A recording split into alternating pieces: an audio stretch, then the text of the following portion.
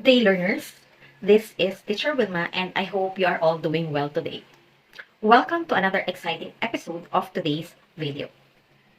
So, last time, we had an introduction about literature, its classification, and types. Again, as a review, literature is a Latin word, litera, which means letter. This is a body of literary productions, either oral, written, or visual, containing imaginative language that realistically portrays thoughts, emotions, and experiences of the human condition. There are two classifications of literature: the fiction, or works that are created from imagination, and of course, non-fiction, which is based on truth and facts. Also, for the major types of literature, we have prose, or from the Latin word prosa, which means straightforward. The other type is poetry, which came from the Greek word poesis, which means making. Prose is a style of writing that does not use a metered format like poetry does. So today, we'll be dealing with another topic. But before that, let us have a short activity first. The title of our activity, What's with the Word? So for this activity, I will present to you 5 phrases or sentences. And please answer the question that follows the given sentence or phrase. Let us start. For number 1, the sun smiled down on us. Does the sun really smile? Number 2, organized chaos. How can chaos be organized? And for number 3, I have told you a million times not to lie. Have you done this before? Telling someone a million times? Next, war is peace. How can war be peace? So the last one, you're as beautiful as a rose. How would you feel if someone told you this? So how do you find these words? If you find them a little bit funny, unique, and sometimes deep, yes, you are correct. They are examples of a figurative language which poets and writers usually use as a tool in creating poems and stories. This is also what we call literary or poetic devices. This is what we're about to discuss for today's video. But before that, let us set first our lesson objectives. So for the first one, define figures of speech. Second, identify the various elements, techniques, and literary devices in poetry. And lastly, write a short poem applying the various elements, techniques, and literary devices. So, let's start. If morphemes and words are the building blocks of language, then common literary devices such as simile and metaphor are the building blocks of literature. This is what literature makes enchanting and mysterious. Language evolves through the literary devices in poetry and prose, and the different types of figurative language make literature spark in different ways. Although I know that this topic is some sort of a review to everybody, so consider this discussion as our refresher course about poetic devices. Now, let us define what figures of speech is. A figure of speech is a word or phrase that possesses a separate meaning from its literal definition. Figures of speech take writing beyond its literal meaning. Instead of using straightforward words in writing, writers tend to use this kind of technique to guide readers on how to read the piece. Literary devices such as figures of speech establish relationships or connection between things. That one common form of connection is comparison, which is very obvious as we progress on our discussion. This figure of speech and some other poetic devices sets literature apart and makes it uniquely powerful. So here are some of the most common figures of speech that we encounter on our readings. There are lots of them actually, but we will just tackle the most frequently used elements and technique, and I am pretty sure that all of you are already familiar with this. So let's start with our lesson. So for the first one, simile. In simile, we already have a hint, the use of the word like or as. It is also known as indirect comparisons of two unrelated objects. So for example, the acts as god of the forest. Next example, he eats like a pig. So from this example, the tree is compared as a god of the forest. And for the second sentence, someone's act of eating is compared to how a pig is eating. Take note that these examples use the word as and like. Next is metaphor. It is the common among the other figures of speeches. It is also known as direct comparison. So let us have this example. All the world's a stage, and all the men and women merely players. This example comes from William Shakespeare's As You Like It, one of the most common examples of metaphor in the English language. By comparing the world to a stage and the people in the world as players on it, he is inviting us to think about the similarities between the two, and by extension, the meaning of human nature and our place in the world. So next is personification. Personification, giving human attributes to non-human objects. It is a powerful way to foster empathy in our readers. So for the example, New York is the city that never sleeps. Cities aren't living nor breathing things. Thus, they don't need to sleep. But this figure of speech is conveying how the city of New York, no matter the time of day or night, in this lively city, people are moving around and lights on the streets and buildings are on. So for the next example, apostrophe. In apostrophe, the entity being addressed can be an absent, dead, or imaginary person. But it can also be an inanimate object like stars or the ocean, an abstract idea like love or fate, or a being such as a great god. So for example, O Romeo, Romeo, wherefore art thou Romeo?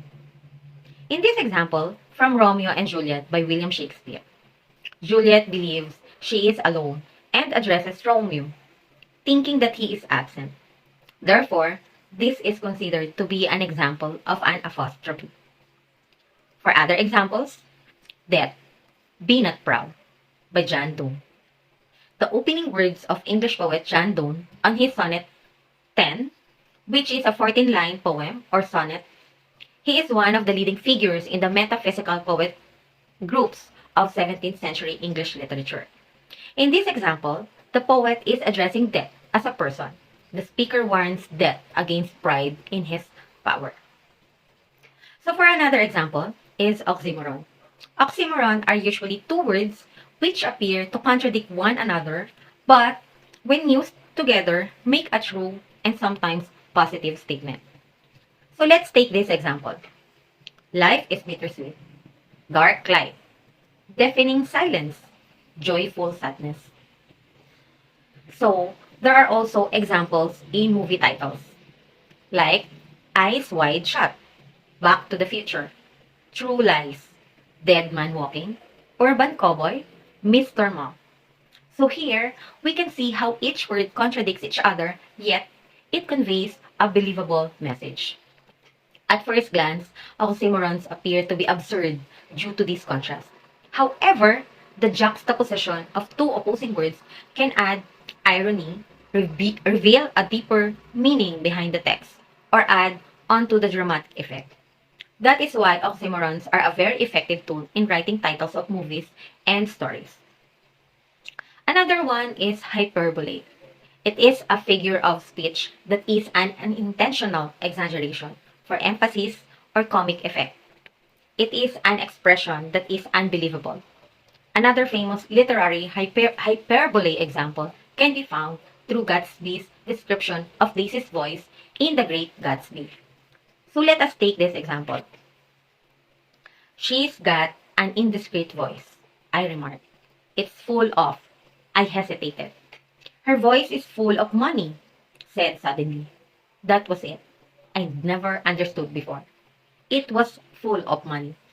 That was the inexhaustible charm that rose and fell in it. The jingle of it. The cymbal song of it. By F. Scott Fitzgerald. in his The Great Gatsby. This one is unbelievable because how can someone's voice be full of money? So another example is metonymy. In metonymy, a word is replaced by something very close to the original meaning. And metonymy has three forms. First is synecdoche, where you take part of an object and use it to refer to the whole. So let's take this example from Shakespeare's Julius Caesar. Friends, Romans, countrymen, lend me your ears. This expression comes from the English playwright William Shakespeare. It appears in his play Julius Caesar from the year 1599. In this example, it is where ears can represent the whole person or the person's full attention, for which ears and or other senses are needed. Second kind of metonymy is what we call metalepsis, a type of metonymy where a literal phrase is replaced with a figurative one.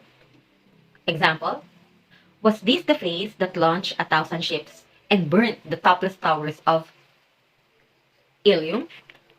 This example is from Dr. Faustus by Christopher Marlowe. This is a reference to the mythological figure Helen of Troy. Her abduction by Paris was said to be the reason for a fleet of 1,000 ships to be launched into battle, initiating the Trojan Wars. The last is metaphor. Metaphor compares qualities of two unrelated things.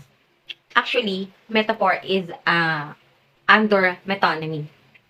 So for example, in the stanza 3 of The Nymph's Reply to the Shepherd by Walter Raleigh, the flowers do fade and wanton fields, to wayward winter reckoning yields.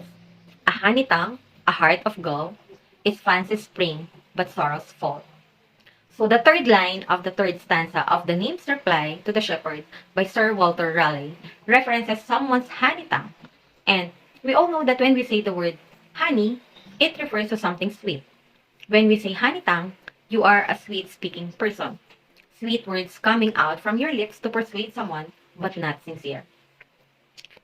So another type of figures of speech is what we call irony.